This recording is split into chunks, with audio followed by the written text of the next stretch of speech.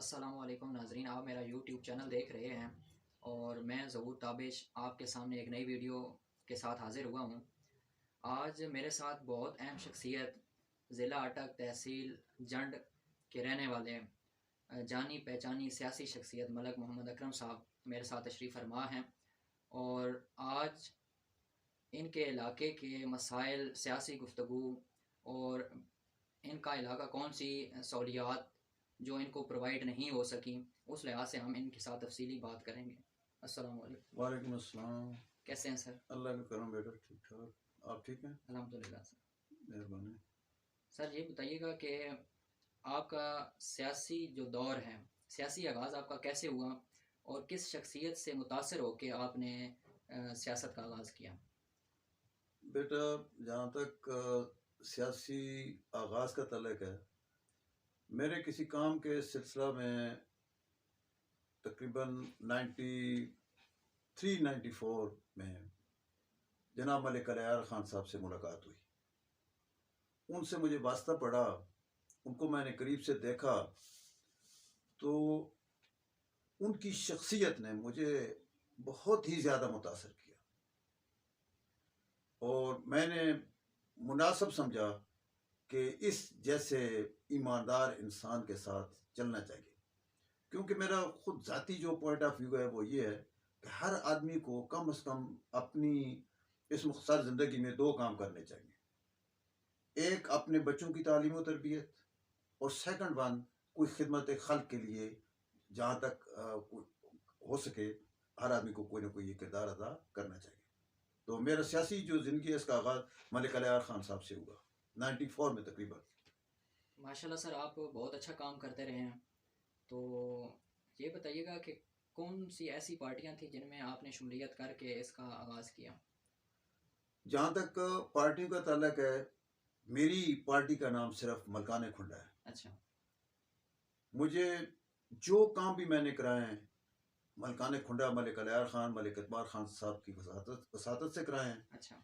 और जहाँ आप चूँकि इसी गाँव ज़ाहिर इमाम के खुद भी रहीसी हैं, जी सर। आपको बखूबी इस चीज़ का इल्म है, बल्कि बच्चा बच्चा इस चीज़ की गवाही देगा कि पड़ी ज़ियारत में जितने भी तरक्याती काम है, फॉर एग्जांपल वाटर सप्लाई है, ज़ाहिर इमाम की पड़ी की वाटर सप्लाई है, ये पुल है, ये ट्रांसफार्मर, छोटा सा गाँव है, 3 ट्रांसफार्मर लगे हैं, अभी हमने पड़ी एक ट्रांसफार्मर लगाया है, गलियाँ हैं, ये 80-90% काम तो जो तरक्याती काम है वो मैंने मलकान खुंडा की वसातत से कराए। हालांकि मैं कोई इस इलाके का काउंसलर नहीं हूँ, नाज़िम नहीं हूँ, लेकिन ये उनकी मेहरबानी, और ना कोई मेरी इतनी बहुत ज़्यादा बैंक वोट है, लेकिन ये मलकान खुंडा की मेहरबानी है कि जो काम भी उनको मैंने कहा है उन्होंने नो नहीं की, यस डाली है।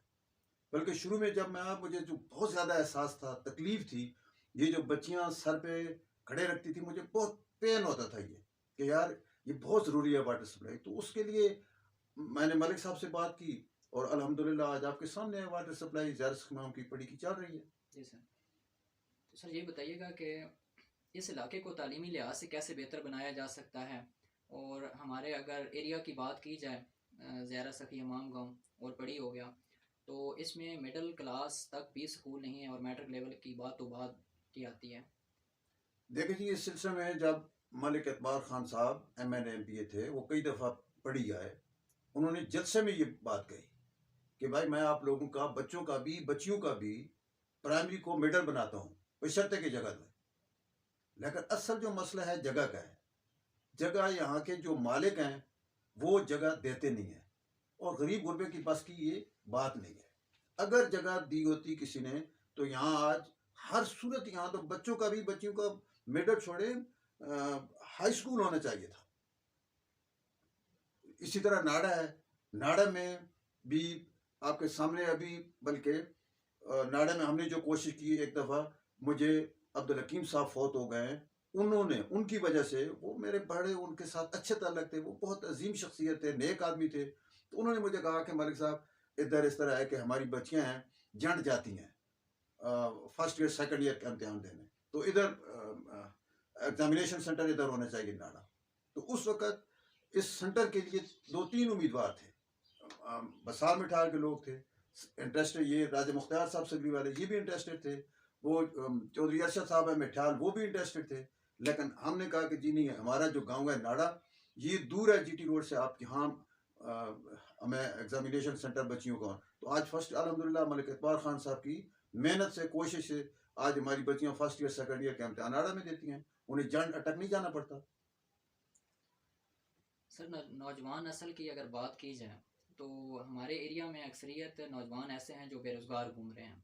तो इस चीज़ का आप क्या समझते हैं कि क्या सोल्यूशन ऐसा निकाला जाए ताकि बेरोज़गारी को ख़त्म किया जाए? देखिए जी, जहाँ तक बेरोज़गारी का ताल्लुक है, मेरा ज़ाती अपना ताल्लुक पाकिस्तान एयरफोर्स से है। अच्छा। आप खुद भी इस चीज़ की गवाही देंगे जी बिल्कुल कि सर। मैंने एयरफोर्स में, पाकिस्तान एयरफोर्स में बहुत ज़्यादा लड़के भर्ती कराए हैं। जहाँ तक मुझसे हो सका मैंने एयरफोर्स में, आर्मी में काफ़ी लोग भर्ती कराए हैं। और बच्चों की बेरोज़गारी ज़ाहिर है वो हर घर का मसला है, लेकिन इसके साथ साथ हमारे बच्चे अब देहातों में, ये देखें जो बच्चे फारिग होते हैं उल्टे सीधे काम, नशा ये वो, तो उसके लिए ग्राउंड्स का होना बहुत ज़्यादा ज़रूरी है। हमारे इलाके में चूँकि शमलात नहीं है, इधर शमलात है नहीं हमारे इलाके में, बदकिस्मती है। कोटछजी जहाँ कोटछजी शमलात का रकबा है, तो वो जो कुछ स्कीम आती है वो लोग रकबा देते हैं। उधर डिस्पेंसरियाँ, BHU, स्कूल, कॉलेजेस सब बनी हुई हैं। तो बहरहाल हमने, वो सरदार आरिफ खान साहब अल्लाह उनको जन्नत नसीब फरमाए, हमारे बहुत अच्छे दोस्त थे, चेयरमैनशिप के उम्मीदवार थे, मैं उनके साथ वाइस चेयरमैन का इलेक्शन उम्मीदवार था। तो उस वक़्त हमने मलिक साहब से बात की थी, मलिक इकबाल खान साहब से, कि जनाब हमें एक स्पोर्ट्स स्टेडियम ग्राउंड हमें चाहिए नाड़ा में। तो उन्होंने यस डाली और हमारा 7 करोड़ का ग्राउंड का क्रिकेट स्टेडियम वो मंजूर हुआ था। अच्छा। लेकिन वो मुकम्मल ना हो सका, उसकी वजह कि जो रास्ता था, मुख्तलिफ मालकान थे रोड से लेकर स्टेडियम तक, तो वो कोई बंदा देने के लिए तैयार नहीं था। फिजिबिलिटी रिपोर्ट वो ना बन सकी। तो वो जनाब अली बाकायदा टीम आई, उन्होंने कहा जी जब तक आप रास्ता इंतकाल नहीं कराएंगे तो ये स्टेडियम नहीं बन सकता। तो जब हमारा स्टेडियम, वो 7 करोड़ का स्टेडियम नाड़ा में बनता, तो उसकी अपनी एक शान थी, बच्चों का भी बहुत बड़ा फायदा थे, वो ना बन सका। तो फिर मलिक नसीब एडवोकेट हमारे दोस्त हैं, भाई हैं, उन्होंने फिर हमें कहा कि जी आप लोगों का नाड़ा में तो ये क्रिकेट स्टेडियम नहीं बन सकता, आप लोग मेहरबानी करें ये हमें दे दें कोटछजी। उनके पास तो रकबा है, हमने उनको, आप जाकर देखें वो कितना खूबसूरत स्टेडियम उनका बना हुआ है। जी बिल्कुल सर। हम उस चीज़ से महरूम हो गए, किस वजह से कि जगह आरिफ खान साहब दे रहे थे, मुफ्त दे रहे थे, उन्होंने जगह इंतकाल भी करा दी, लेकिन रास्ता जनाब ये लोग नहीं इन्होंने दिया, जो दूसरे मालकान थे नाड़ा के, जिसकी वजह से हमारा क्रिकेट स्टेडियम से हम महरूम हो गए, हमारे बच्चे भी महरूम हो गए। तो सर इस अगर मुल्क की बात की जाए तो मुल्क की माशियत दिन ब दिन ख़राब हो रही है। तो मुल्क की माशियत ख़राब होने की वजह से बेरोज़गारी भी बढ़ गई है। तो आप क्या समझते हैं कि मुल्क की माशियत को बेहतर बनाने के लिए ऐसा क्या तरीक़ाकार अपनाया जाए ताकि इस मुल्क की माशियत को बेहतर बनाया जा सके? बेटा, मैंने बहुत अच्छा पाकिस्तान एयरफोर्स में मैंने नौकरी की है, सर्विस की है। पाकिस्तान एयरफोर्स पाकिस्तान का बल्कि दुनिया का एक खूबसूरत अदारा है। जी बिल्कुल सर। तो उस सिलसिले में मुझे पूरी दुनिया को देखने का मौका मिला है, पूरी दुनिया को। अमेरिका में 2 दफ़ा गया हूँ, पूरे जितने तरक्की याफ्ता मुल्क हैं उधर मैं गया हूँ, मैंने विजिट किया है। जितने भी तरक्की याफ्ता मुल्क हैं उनकी तरक्की की सिर्फ 2 वजह हैं। एक, वो अपने मुल्क से मुखलिस हैं, इस तरह मुखलिस हैं जिस तरह हम अपने बच्चों से मुखलिस हैं। सेकंड वन, वो अपने मजहब से मुखलिस हैं। जी बिल्कुल सर। बदकिस्मती से एज अ मुस्लिम ना हम अपने मुल्क से मुखलिस हैं, ना हम अपने मजहब से मुखलिस हैं। तो मईशत का जहाँ तक तल्लक है, सियासत जो है नेक लोग, संजीदा लोग, ईमानदार लोगों का काम है, लेकिन बदकिस्मती से हमारे मुल्क में सियासत 2 नंबर लोग कर रहे हैं, ज़ाती मफादात वाले लोग सियासत कर रहे हैं। और फिर जो बहुत बड़ा मुझे दुख होता है, सियासत में लोग बिरादरी, मज़हब, कौम का कार्ड इस्तेमाल करते हैं, ज़ाती मफादात को तरजीह देते हैं, जिसमें हमारे सियासत में बहुत ज़्यादा खराबी पैदा हो चुकी है और दिन ब दिन ये बढ़ती जा रही है। सियासत में मलिक अलियार खान जैसे लोगों की ज़रूरत है, उन जैसे लोग आएँ तो मुल्क हमारा दुनिया का खूबसूरत मुल्क है। तो क्या था, मुल्कों को मैंने देखा है, पाकिस्तान दुनिया का एक खूबसूरत मुल्क है, सिर्फ ईमानदार लोगों की, पॉलिटिशियन की ज़रूरत है कि ईमानदार पॉलिटिशियन हो। ठीक। तो सर आपने जब भी आपने सियासत में हिस्सा लिया तो उसमें आपने बहुत बढ़ चढ़ कर काम भी किया फ़लाई तौर पे। तो उसमें आपने बिजली के हवाले से भी इलाके के लोगों को मुस्तफ़ीद किया, वाटर सप्लाई का भी काम आपने ही लगवाया, वहाँ पे वाटर सप्लाई के लोगों को ज़ियारत और पड़ी को आपने उससे मुस्तफ़ीद किया। और अगर सड़कों की बात की जाए तो वो भी आपने ही सारा काम किया है। तो मैं समझता हूँ कि बाकी फिर जो लीडर थे उन्होंने क्या किया दूसरी जमातों के लोगों ने? देखिए बेटा, ये हर इंसान के अपने जज्बात होते हैं, अपनी सोच होती है। जी सर। हुक्म है लैसल इंसान इला मा सआ, इंसान को वो मिलता है जिसकी वो कोशिश करता है। वो कहते हैं बच्चा ना रोए तो माँ दूध भी नहीं देती। असल जो मसला है जज्बात का फुकनान है। मैं आपके सामने काउंसलर भी नहीं हूँ, नाज़िम भी नहीं हूँ, इसके बावजूद ये करोड़ों के फंड हमने मलकाना खुंडा से लिए हैं। वाटर सप्लाइयाँ, गलियाँ, पुल, बिजली, ट्रांसफार्मर्स, ये सारे काम हमने कराए हैं। तो ऐसे तो नहीं हो गया ना। वो ऐसे हुई है कि हम उधर जाते थे, उनको कहते थे एमएनए एमपी कोई भी हो, जब लोकल जो क्यादत है वो नहीं जाएगी, उनको अपने मसाइल नहीं बताएगी, तो काम कैसे होंगे। इंसान के जज्बात अच्छे हों, सच्चे हों, तो अल्लाह ताला मदद करता है और काम हो जाते हैं। अल्लाह का तरक्की करता है, लेकिन उस वक्त तरक्की करता है जब सियासत अच्छे लोग करें। और हम जो वोट पोल करते हैं, हम भी कौम, बिरादरी, ज़ाती मफादात, लालच, डर, खौफ से बालातर होकर वोट दें, तो अल्लाह करता है, अल्लाह का तरक्की करता है। सर इस इलाके के मसाइल की अगर बात की जाए और अगर ज़रूरियात की बात की जाए तो यहाँ पे हॉस्पिटल नहीं है। तो हॉस्पिटल के लिए आम लोगों को सबसे बड़ा मसला ये है कि हमें बड़े शहरों में जाना पड़ता है। तो उस हवाले से क्या कहेंगे कि हमें यहाँ पे कोई हॉस्पिटल की सहूलत भी दी जाए? बेटा, हॉस्पिटल के सिलसिला में मैंने और आरिफ खान साहब ने, जी सर। वो हमारे चेयरमैन थे, मैं वाइस चेयरमैन था, हमने बहुत ज़्यादा कोशिश की और अल्हम्दुलिल्लाह हमें बहुत कामयाबी हुई।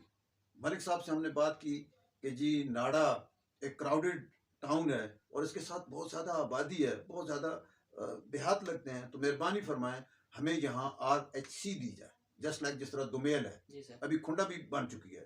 तो मलिक साहब ने कोई हमारी बात को अल्हम्दुलिल्लाह उन्होंने कभी नो किया नहीं। उन्होंने कहा ठीक है जी देते हैं, RHC आपको देते हैं, कोई मसला नहीं। तो उन्होंने सेक्रेटरी हेल्थ से बात की, मुझे अच्छी तरह याद है। सेक्रेटरी हेल्थ ने इधर MS जो थे मेडिकल सुप्रिटेंडेंट उस वक्त डॉक्टर मुसरत साहब से, उनसे कहा कि भाई ये नाड़ा के जरा डॉक्यूमेंट्स चेक करो, हमें इधर RHC बनानी है।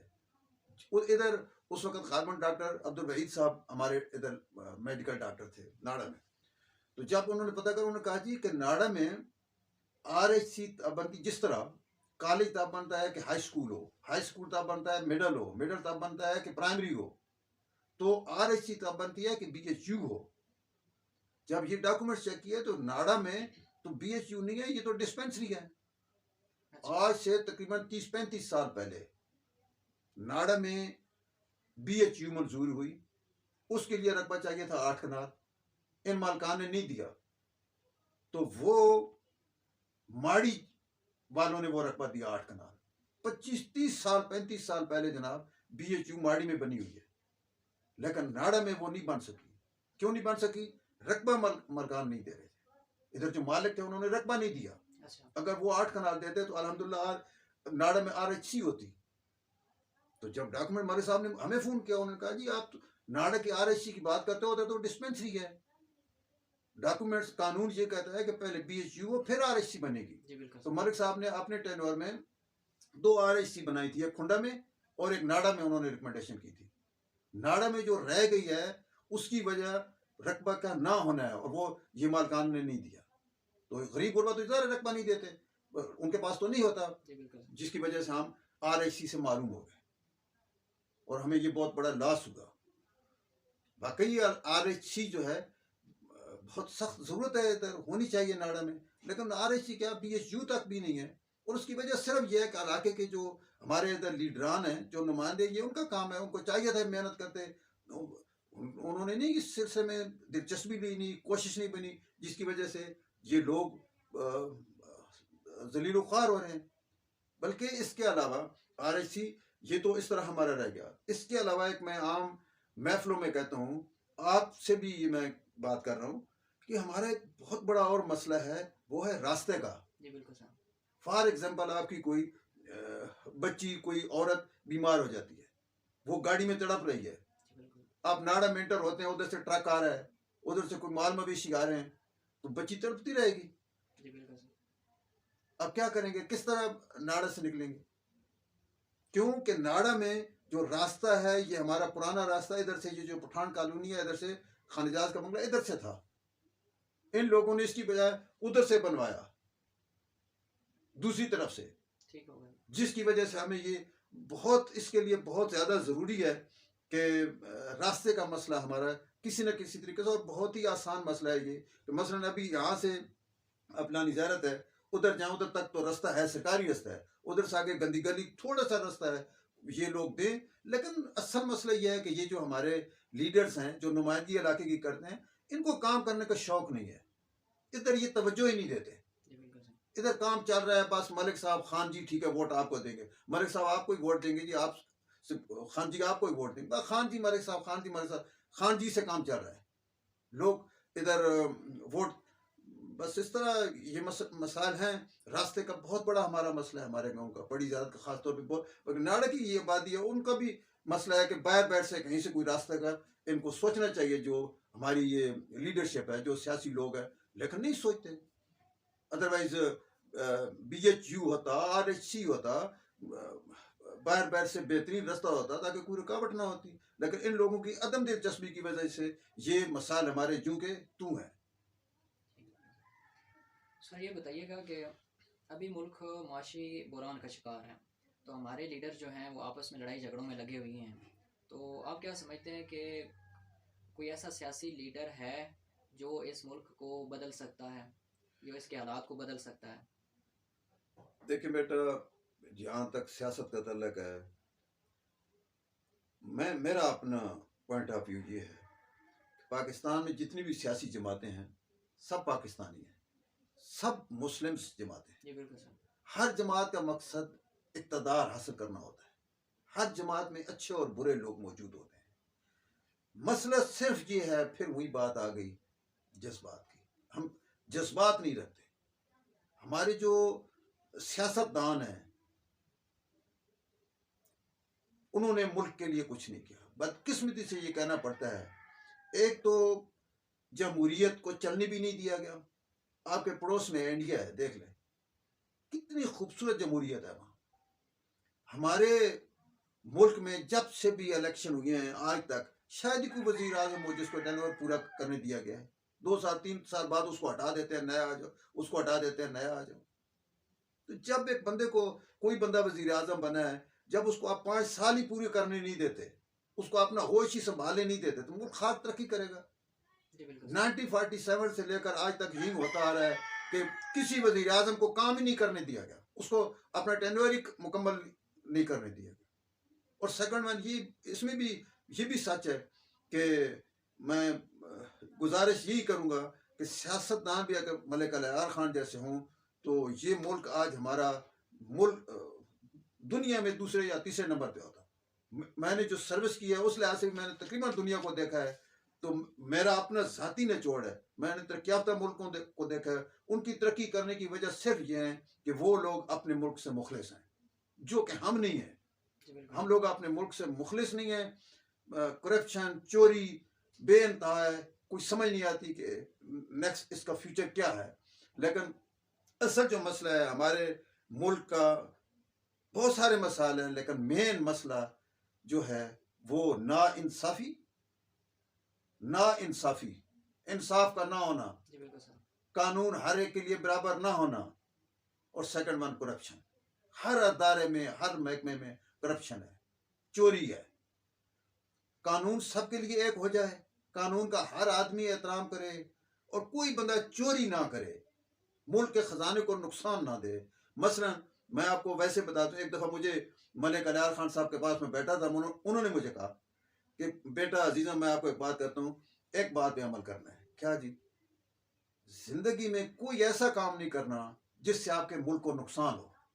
तो ये मैं आपके सामने आज जो सफ़ेद कपड़े मैंने पहने हुए हैं, मैं भी इंसान हूँ, मुझ में भी बहुत ज़्यादा कमज़ोरियाँ हैं, लेकिन आप यकीन करें कि जब भी मैं कोई गैर कानूनी या कोई ऐसा काम करता हूँ जिससे मुल्क के नुकसान का खदशा है, मलिक अलियार खान की तस्वीर मेरे सामने आ जाती है। तो नेक लोग अगर सियासत करें, नेक लोगों को सियासी तौर पे काम करने दिया जाए तो मुल्क तरक्की कर सकता है, और ज़्यादा तरक्की कर सकता है, क्योंकि हमारा मुल्क दुनिया का खूबसूरत मुल्क है। इसको अल्लाह ताला ने हर किस्म के वसाइल दिए हैं। सिर्फ 2 वजूहात हैं, कानून हर एक के लिए बराबर ना होना, कानून का एहतराम ना करना, और करप्शन, चोरी। ये 2 मसले हैं हमारे मुल्क के मेन। सर एक आखिरी सवाल आपसे कि अगर आपको इलेक्शन दोबारा अगर इलेक्शन होते हैं तो इलेक्शन लड़ने का मौका मिले तो कौन सी पार्टी के साथ आप रहना पसंद करेंगे, काम करना पसंद करेंगे? मैं आपको एक बात बताऊं, मुझे जो चीज़ बहुत ज़्यादा नापसंद है वो मुनाफकत है। जी सर। मैं मुनाफकत को नहीं पसंद करता, मुनाफकत से मेरी बिल्कुल नहीं लगती। जहाँ तक मेरी जमात का नाम है, मैं भी पढ़ा लिखा आदमी हूँ, हो सकता है मेरे भी नजरियात हो, मुझे भी पीटीआई अच्छी लगती हो, नून अच्छी लगती हो, पीपल पार्टी अच्छी लगती हो, जमात इस्लामी अच्छी, कोई जमात अच्छी मुझे भी हो सकता है, मेरे भी नजरियात जी सर। है। लेकिन चूंकि मैंने तरक्याती काम सारे जितने भी हैं मलकान खुंडा की वजह से इधर हुए हैं। दूसरा, इलाके में जब भी कोई हमारे इधर इमरजेंसी होती है, किसी का कोई काम आता है, कोई मेरा दरवाजा खटखटाता है, तो मैं मलकान खुंडा का दरवाजा खटखटाता हूँ। जी बिल्कुल सर। तो मेरा ज़मीर मुझे इस बात की इजाज़त नहीं देता कि 5 साल हम मलकान खुंडा से काम भी कराएं, ज़ाती काम भी कराएं, लोगों के काम भी कराएं, इलाके के काम भी कराएं, और 5 साल के बाद सिर्फ एक पर्ची देने का जब वक्त है तो फिर हम उधर ऊँगा शुरू कर दें। तो जनाब, मेरी मैंने बच्चों को भी बताया होगा, खुद भी आखिरी सांस तक मेरी जमात का नाम जो है वो मलकान खुंडा है। जिस जमात का मुझे वो हुक्म दे के वहाँ मैं वोट पोल करूँगा, और जो दोस्त जो मेरी मानेगा उसे भी कहूँगा कि वो भी मलकान खुंडा को वोट दे। ठीक है। आपका सर बहुत शुक्रिया कि आपने अपना कीमती टाइम हमें दिया, मेहरबानी। और आपकी काविशों को हम सराहते हैं कि गांव पड़ी और ज़हरा सखी इमाम में सबसे ज़्यादा जो काम कराया वो आपकी तवसत से ही हुआ। तो जो आपने कीमती टाइम दिया उसके लिए मैं आपका बहुत तहे दिल से शुक्रिया अदा करता हूँ। बहुत मेहरबानी बेटा, थैंक यू।